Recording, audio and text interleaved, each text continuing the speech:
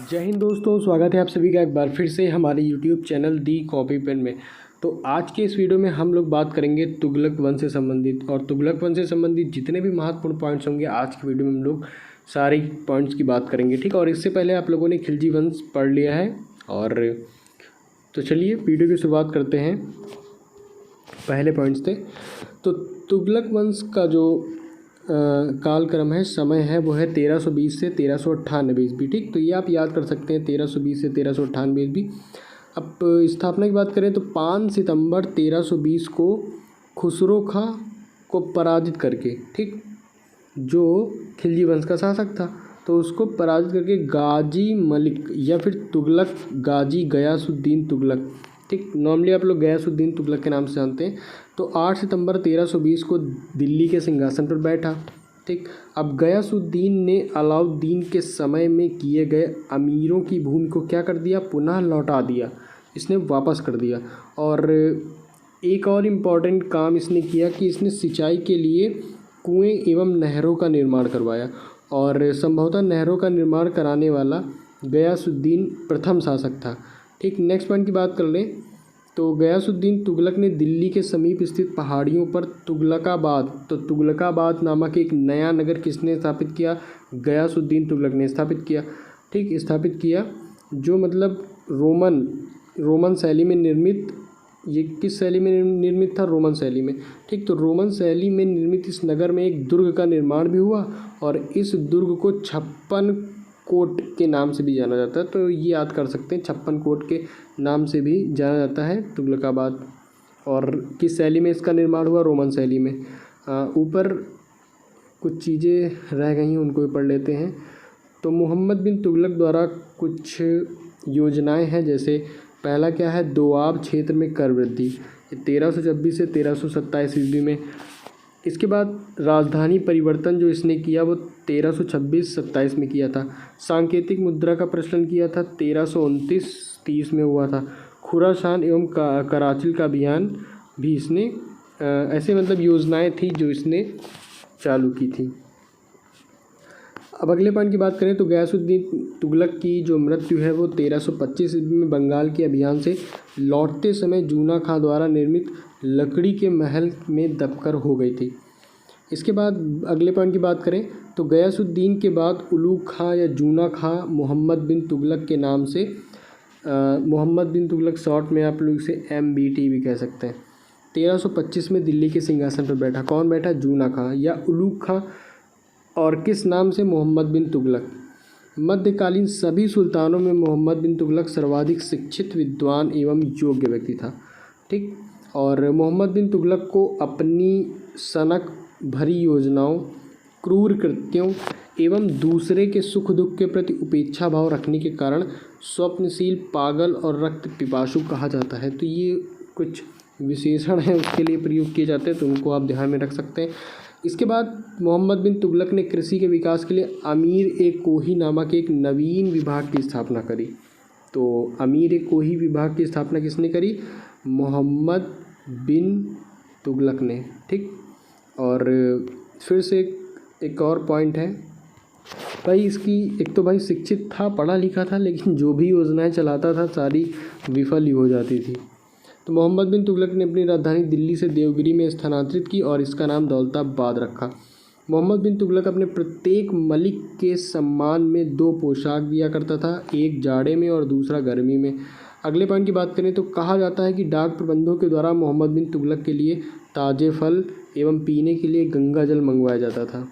ठीक, इसके बाद अगले पॉइंट की बात करें सांकेतिक मुद्रा से संबंधित, तो सांकेतिक मुद्रा के अंतर्गत मोहम्मद बिन तुगलक ने कांसा, ठीक, मतलब फरिश्ते के अनुसार, और तांबा, बरनी के अनुसार धातुओं के सिक्के चलवाए, जिनका मूल्य चांदी के रुपए टंका के बराबर होता था। और एडवर्ड थॉमस ने मोहम्मद बिन तुगलक को प्रिंस ऑफ मनियर्स की संज्ञा दी।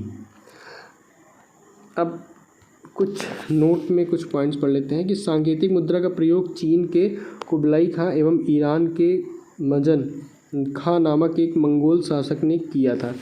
ठीक, अब नेक्स्ट पॉइंट की बात करें तो अफ्रीकी एक यात्री थे मोरक्को के, इब्न बतूता, ठीक, नाम सुना होगा आप लोगों ने। लगभग 1333 ईस्वी में भारत आए और सुल्तान ने इसे दिल्ली का काजी नियुक्त किया और 1342 ईस्वी में सुल्तान ने इसे अपने राजदूत के रूप में चीन भी भेज दिया। इसके बाद अगले पॉइंट की बात करें इब्न बतूता की पुस्तक के बारे में, तो इब्न बतूता की पुस्तक रेहला इंपॉर्टेंट है। तो रेहला अगर आ जाए पुस्तक किसने लिखी है तो इब्न बतूता की पुस्तक है। मोहम्मद बिन तुगलक के समय की घटनाओं का वर्णन है। इसने अपनी पुस्तक में विदेशी व्यापारियों के आवागमन, डाक चौकियों की स्थापना यानी डाक व्यवस्था एवं गुप्तचर व्यवस्था के बारे में लिखा और इसने नगाड़ों की भारी ध्वनि के बीच एक स्त्री को सती होने के दृश्य का वर्णन किया है। इसके कथनानुसार सती होने के लिए सुल्तान से अनुमति लेनी पड़ती थी। ठीक, तो ये तो बात हो गई कि इब्न बतूता ने अपनी पुस्तक रेहला में किन किन चीज़ों का वर्णन किया है। अगले पॉइंट की बात कर लेते हैं। तो अगला पॉइंट है कि मोहम्मद तुगलक के समय जिया नक्शबी पहला व्यक्ति था जिसने संस्कृत कथाओं की एक श्रृंखला का फ़ारसी में अनुवाद किया था। इस पुस्तक का नाम तूतीनामा था, जिसमें एक तोता एक ऐसी विरहिणी नायिका को कहानी सुनाता है जिसका पति यात्रा पर गया है। तो ये तो अपनी अलग अलग बात हो गई है। अगले पॉइंट की बात कर लेते हैं हम लोग।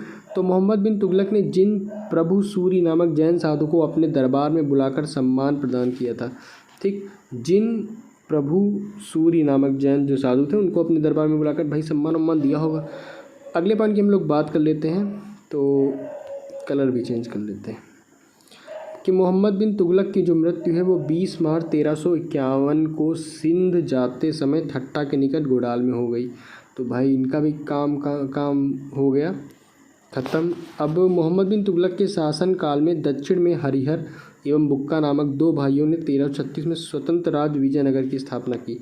महाराष्ट्र में अलाउद्दीन बहमन शाह ने 1347 ईस्वी में स्वतंत्र बहमनी राज्य की भी स्थापना कर दी। अब मोहम्मद बिन तुगलक की मृत्यु पर इतिहासकार बदायूनी लिखता है कि अंततः लोगों को उससे मुक्ति मिली और उसे लोगों से। तो ये एक इम्पॉर्टेंट पॉइंट्स यहाँ पर हो सकता है। ठीक, अब मोहम्मद बिन तुगलक शेख अलाउद्दीन का शिष्य था। ठीक, और वह सल्तनत का पहला शासक था जो अजमेर के शेख मोइनुद्दीन चिश्ती की दरगाह और बहराइच में सालार मसूद गाजी के मकबरे में गया। अगले पॉइंट की बात करते हैं तुगलक वंश से रिलेटेड। तो मोहम्मद बिन तुगलक ने बदायूं में मीरन मुहलीम, दिल्ली में शेख निजामुद्दीन औलिया, मुल्तान में शेख रुकनुद्दीन, अजूधन में शेख मुल्तान आदि संतों की कब्र पर मकबरे बनवाए। ठीक, और फिरोज़ तुगलक की बात कर लेते हैं। तो फिरोज़ तुगलक का राज्याभिषेक ठट्टा के नज़दीक 20 मार्च 1351 ठीक में हुआ। पुनः फिरोज का राज्याभिषेक दिल्ली में अगस्त 1351 को हुआ और खलीफा द्वारा इसे कासिम अमीर उल मोमीन ठीक की उपाधि दी गई। अगले पॉइंट की बात करें तो राजस्व व्यवस्था के अंतर्गत फिरोज़ ने अपने शासनकाल में 24 कष्टदायक करों को समाप्त कर दिया। केवल 4 कर यानी खराज जिसे लगान कहते हैं, खुम्स मतलब युद्ध में लूट का माल, जजिया एवं ज़कात को वसूल करने का आदेश दिया।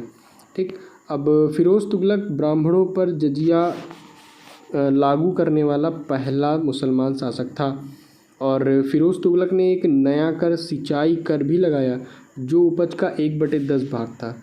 इसके बाद फिरोज़ तुगलक ने 5 बड़ी नहरों का भी निर्माण करवाया और फिरोज़ तुगलक ने 300 नए नगरों की स्थापना की जिसमें हिसार, फिरोजाबाद, फ़तेहाबाद, जौनपुर, फिरोजपुर प्रमुख हैं।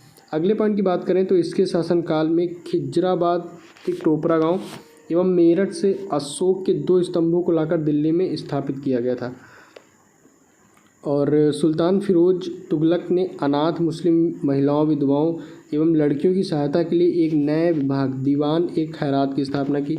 तो यहाँ से ये पॉइंट समझ सकते हैं कि दीवान ए खैरात जो विभाग की स्थापना की किस लिए की थी।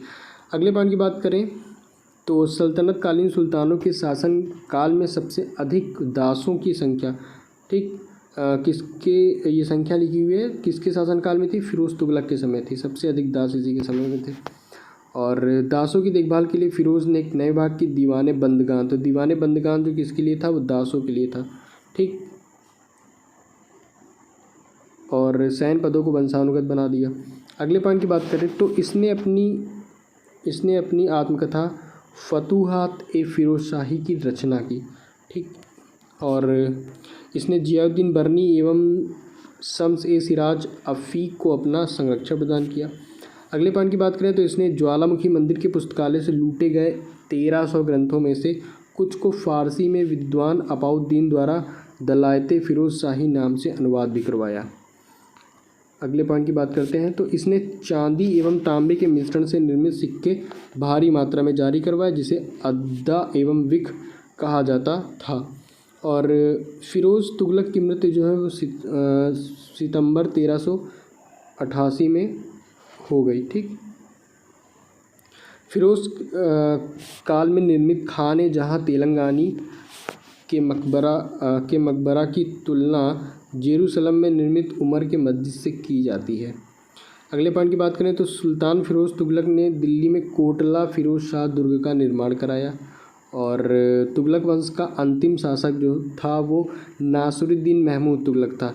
इसका जो शासन है वो दिल्ली के पालम तक ही रह गया था। ठीक, और तैमूर लंग ने सुल्तान नासिरुद्दीन महमूद तुगलक के समय 1398 में दिल्ली पर आक्रमण किया और नासिरुद्दीन के समय में ही मलिकु सरसक ठीक की उपाधि धारण कर एक हिजड़ा मलिक सरवर ने जौनपुर में एक स्वतंत्र राज्य की स्थापना की। तो इसी के साथ जो तुगलक वंश से संबंधित जो भी महत्वपूर्ण पॉइंट थे हम लोगों ने बात कर लिए हैं और आई होप इसमें आपको कुछ इंपॉर्टेंट दिखा होगा तो वो आप याद भी कर लीजिएगा।